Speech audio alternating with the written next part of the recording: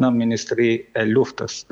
Dhe përderisa quhet Ministri e Luftës, kuptohet që bëjmë plane të tjera për fillimin e luftave të reja. E qartë. Mirë, zë Dauti, për planin 28 pikësh, ndjekim një inser dhe rikthehemi.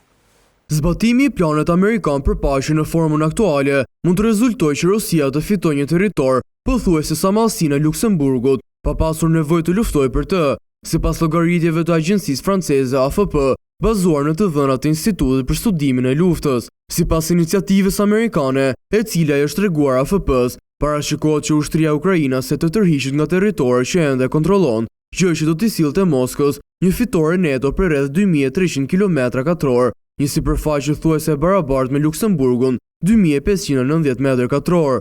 Sipas planit, Ukraina do t'i dorëzojë afro 5000 m2 në rajonin e Donetskut dhe 45 km2 në rajonin e Luhanskut. Në kombim, Rusia do t'i kthejë Ukrainës gati 2000 km në rajonin e Kharkivit, 450 km2 në rajonin e Dnipropetrovskut, 300 km2 në rajonin e Sumes dhe 20 km2 në rajonin e Çernogovit. Në përfundim, plani që Shtetet e Bashkuara propozojnë të nënkuptonte dorëzimin e 20% të territorit të Ukrainas për të marrë mbrapsht më pak se 0.5% sipas AFP-s. Ndryshe, Ukraina ka pranuar një plan të paqes të hartuar nga amerikanët, i cili po kritikohet gjithësisht për evropianëve. Mirë, zë Dauti, ashtu si thatë dhe ju, pra nga llogaritja rezulton se Ukraina do të humbiste rreth 20% të territorit në zonën e konfliktit, ndërsa nga ana tjetër do të fitonte mbrapsht më pak se 0.5%. Sa e rrezikshme është që SBA-ja të shtyjë përpara një marrëveshje që de facto legjitimon dhe fitimet territoriale të Rusisë. Po tani, kur përmenden ata përqindjet, si në pyetjen tuaj, si ashtu edhe në reportazhin, duhet kemi parasysh se edhe para kësaj lufte, Rusia nëpërmjet trupave pro-ruse të Ukrainës i kontrollonte ata territore. Nuk është se Rusia arriti të marrë 20% të territorit të Ukrainës brenda kësaj lufte. Ata kanë arritur shumë pak, mendoj që në vitin e fundit vetëm 1% të territorit të Ukrainës kanë arritur që ta okupojnë, duke okupuar disa fshatra. Pra, duhet kemi parasysh se kemi marrëveshjen Minsk 1 dhe Minsk 2, në të cilat parashihet që Donetski dhe Luganski të jenë republika autonome, dhe kuptohet që ata veç ishin në ndikimin e Rusisë. Nuk është se Rusia fiton diçka shumë, dhe kuptohet që për t'i marrur edhe ata pak fshatra dhe qytetet të Donetskit, do duhet të tërhiqet nga Harkovi sipas kësaj marrëveshje. Pra nuk është se Rusia fiton territorit realisht shumë, edhe pse thuhet sa një territor të Luksemburgut. Për Rusin, Luksemburgu nuk është shtet apo territori i madh, për shkak se Rusia është shteti më i madh në botë, dhe ata qëllimi i tyre nuk është marrja e territoreve, se nuk kanë edhe çka ju bëjnë gjithë ato territore që i posedojnë. Mirë, po qëllimi i tyre ishte që në Kiev të ketë një qeveri pro-ruse, dhe kësaj nuk i arritën. Ata ndoshta i arritën vetëm një qëllimi, që Ukraina mos bëhet antare NATO-s, mirë po e lënë të hapur që të bëhet antare Bashkimit Evropian. Dhe Bashkimi Evropian më nuk është një union ekonomik, është edhe një union politik dhe një union po ashtu edhe ushtarak, me reformat e fundit në Bashkimin Evropian, sidomos gjatë kësaj periudhe të luftës me Rusin dhe Ukrainës, dhe me gjithë ata sanksione që Unioni Evropian i bënte Rusisë, pra nuk është se kemi një fitore vendimtare të Rusisë në këtë luftë. Mirë po duhet kemi po ashtu parasysh, për shkak se janë ngritur presionet e SBA-s kundër Bashkimit Evropian, për shkak se Bashkimi Evropian nëpërmjet komisares së tyre van der Leyen e refuzon këtë marrëveshje, dhe prandaj edhe bëhen negociata të administratës amerikane me evropianët tani për tani në Zhenev. Mirë po ashtu e kemi takimin e G20-s që mbahet në Afrikën Jugore në Johannesburg, dhe ku janë takuar kancelari gjerman, kryeministri i Britanisë dhe presidenti i Francës, dhe janë duke i diskutuar këtë çështje.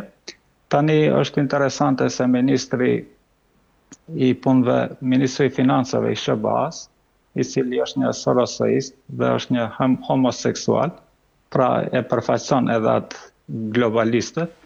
Ai thoshte në intervistën e fundit që e lexova, thoshte që Unioni Evropian e financon Rusinë në këtë luftë, ashtu që e blen naftën ruse nëpërmjet Indisë. Pra vetë Unioni Evropian e financon këtë luftë dhe gjithë ata sanksione, një paket prej 19 sanksioneve deri tani, u dëshmua se kanë dështuar. Pra Unioni Evropian dështoi që ta sanksionoj ekonomikisht Rusinë dhe janë duke financuar luftën e Rusisë, pra bëhet fjalë për një dështim edhe të Unionit Evropian në këtë luftë dhe nuk është se do të ketë fitimtar në këtë luftë për mendimin tim. E qartë. Mirë, zoti Dauti, pyetja e fundit për ta mbyllur.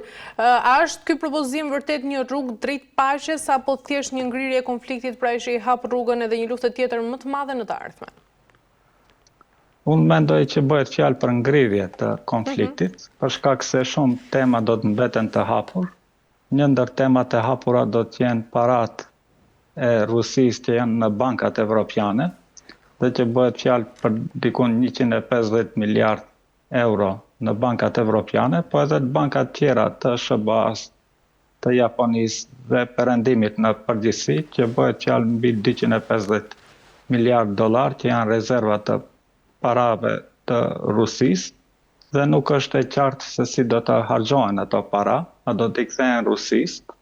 Trumpi kërkon që ato para t'i jepen Amerikës dhe që do të ishte një dëmshpërblim për gjithë ata financa që Amerika i ka dhënë në këtë luftë në Ukrainë, po ashtu Ukraina si me në krye komisaren van der Leyen dëshirojnë që ata parat t'i marrin për vete dhe t'i dorëzojnë në formë të krediteve Ukrainës, ashtu që të mund Ukraina të zgjasë edhe një vit këtë luftë, po ne e dim që të paktën 30% të gjithë investimeve parave që hynë në Ukrainë me kredite të Bashkimit Evropian apo parave të Amerikës, ata vidhen nga Ukraina si politikanët Ukrainës dhe i ndajnë së bashku me perëndimorët, politikanët perëndimor.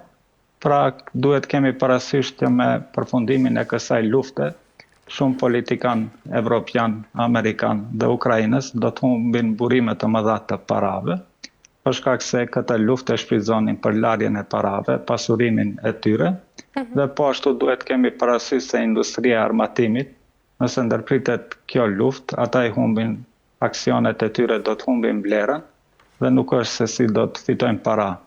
Pra edhe pse ne mendojmë që politikanët do të arrijnë një marrëveshje, mirë po janë bankierët, industritë e armatimit dhe shumë interesa të tjera që do ta kundërshtojnë këtë marrëveshje dhe nuk përjashtohet mundësia që të dështojnë të gjithë përpjekjet për një paqe dhe lufta të vazhdojë të paktën edhe për një vit. Pra nuk është se kemi erdhur në atë pikë ku mund të themi që me siguri kjo luftë do të përfundojë së shpejti. E qartë. Mirë, zoti Dauti, kemi arritur në fund, ju falenderoj për gjitha informacionet.